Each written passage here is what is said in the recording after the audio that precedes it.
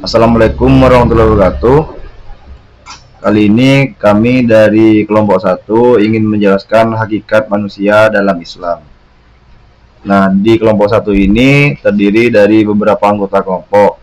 Yang pertama ada Mulyadi dengan NIM 21064, Amril 21065, dan saya sendiri 21068, Randy Agus Cipto 21071, Ardan Natama 21077, Wendy Aji Firmansyah 089, dan yang terakhir Gusti Ananda 210157. Untuk subtema yang kita bawakan ada satu, konsep manusia dalam Islam, yang kedua manusia menurut Al-Quran, dan yang ketiga eksistensi dan martabat manusia, dan yang keempat tanggung jawab dan kewajiban manusia sebagai khalifah fil ardi. Ya, kita akan bahas yang pertama yaitu konsep manusia dalam Islam. Apa sih konsep manusia dalam Islam itu? Jadi menurut yang kita udah cari, yang udah kita search dan lihat di Google, ya hakikat manusia yang sebenarnya adalah sesuatu yang melatar belakangi keberadaannya dunia ini sebagai manusia yang terdiri dari jasmani dan rohani.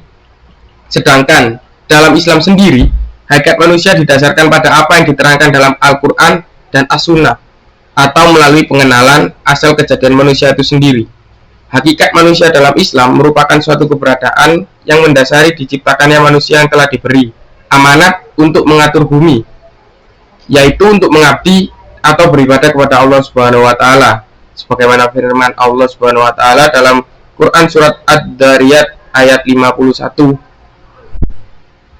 dan 56 sampai 56, yang artinya dan aku tidak menciptakan jin dan manusia melainkan supaya mereka mengabdi kepadaku.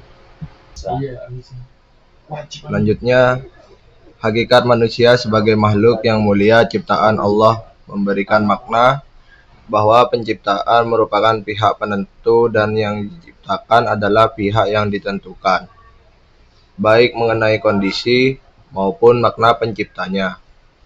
Manusia tidak mempunyai peranan apapun dalam proses dan hasil penciptaan dirinya.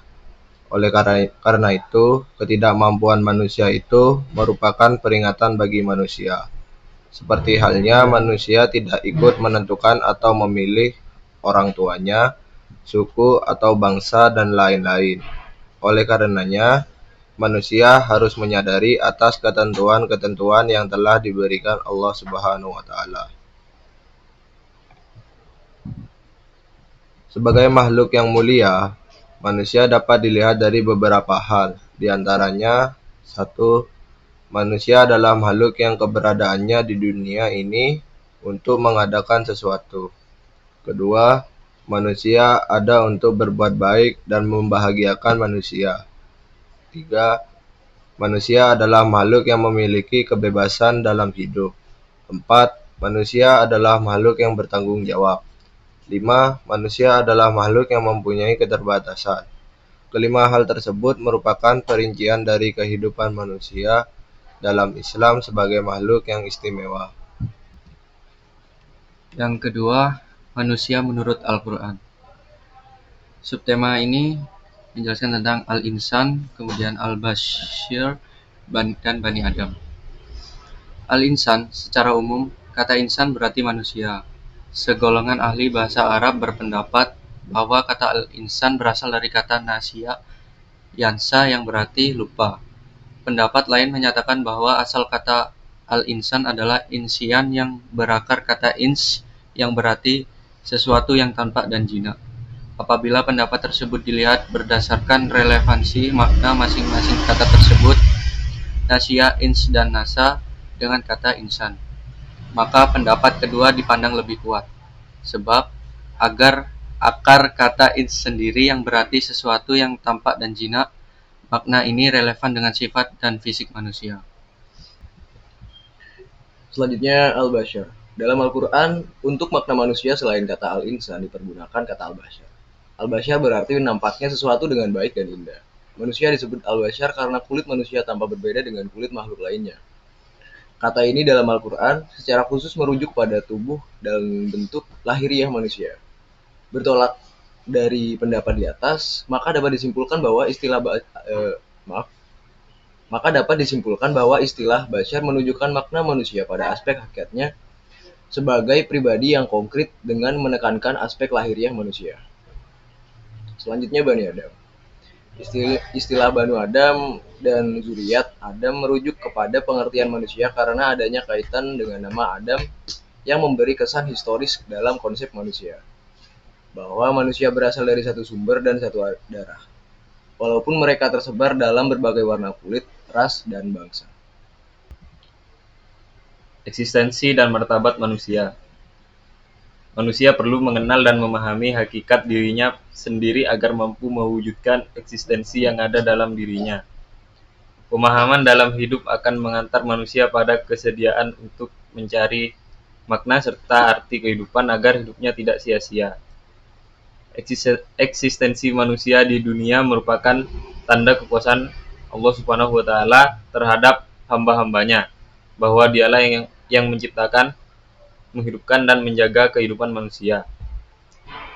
Dengan demikian, tujuan diciptakannya manusia dalam konteks hubungan manusia dengan Allah Subhanahu wa taala adalah dengan mengimani Allah Subhanahu wa taala serta memikirkan ciptaannya untuk menambah keimanan dan ketakwaan kepada Allah Subhanahu wa taala. Sedangkan dalam konteks hubungan manusia dengan manusia serta dengan alam adalah untuk berbuat amal, yaitu perbuatan baik dan tidak melakukan kejahatan terhadap sesama manusia, serta tidak merusak alam. Terkait dengan tujuan hidup manusia dengan manusia lain dapat dijelaskan sebagai berikut. 1.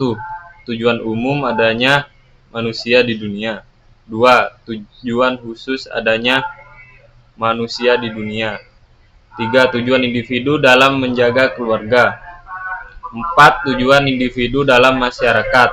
5. Tujuan individu dalam bernegara. 6. Tujuan individu dalam pergaulan internasional. Ya, untuk pembahasan keempat yaitu tanggung jawab dan kewajiban manusia sebagai khalifah fil ardi. Manusia diturunkan ke bumi ini bukanlah hanya sebagai penghias atau pelengkap di bumi semata. Tapi manusia sesungguhnya mempunyai kedudukan, peran, dan tugas yang telah melekat pada yang terbawa sejak ia lahir ke dunia.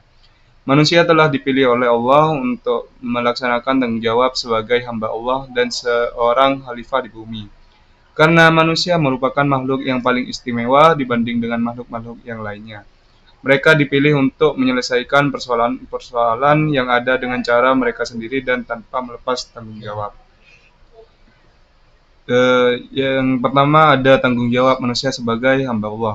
Sebagai hamba Allah, manusia memikul tanggung jawab pribadi. Orang yang berdosa tidak akan memikul dosa orang lain. Quran Surat Al-An'am ayat 164. Dan pada hari kiamat, nanti mereka datang kepada Allah dengan sendiri-sendiri. Quran Surat Maryam ayat 95. Ini membuktikan bahwa manusia sebagai hamba Allah memiliki kebebasan individual atas dirinya sendiri namun tetap bertanggung jawab atas lingkungan sekitarnya. Yang kedua yaitu tanggung jawab manusia sebagai khalifah di muka bumi. Allah menjadikan manusia sebagai khalifah di bumi, berarti Allah menyerahkan pengolahan dan pemakmuran bumi bukan secara mutlak kepada manusia. Khalifah menunjukkan arti pemimpin negara atau kaum. Kata khalifah dengan arti pemimpin terdapat dalam Quran Surat Sad ayat 26, di mana Allah mengangkat Nabi Daud alaihissalam sebagai khalifah di bumi untuk memimpin manusia dengan adil dan tidak mengikuti hawa nafsu. Ayat-ayat Al-Quran yang menerangkan tentang khalifah selalu berkaitan dengan tugas-tugas dan tanggung jawab. Hal ini memberikan suatu peringatan serta pelajaran kepada manusia sebagai khalifah agar mereka melihat dan memandang keadaan sebelum mereka sendiri serta apa yang harus mereka lakukan sebagai khalifah, sebab semua perbuatan yang dilakukan akan ada pertanggungjawaban di hadapan Allah Subhanahu wa taala. Sekian penjelasan dari kelompok 1, kurang lebihnya mohon maaf. Wassalamualaikum warahmatullahi wabarakatuh.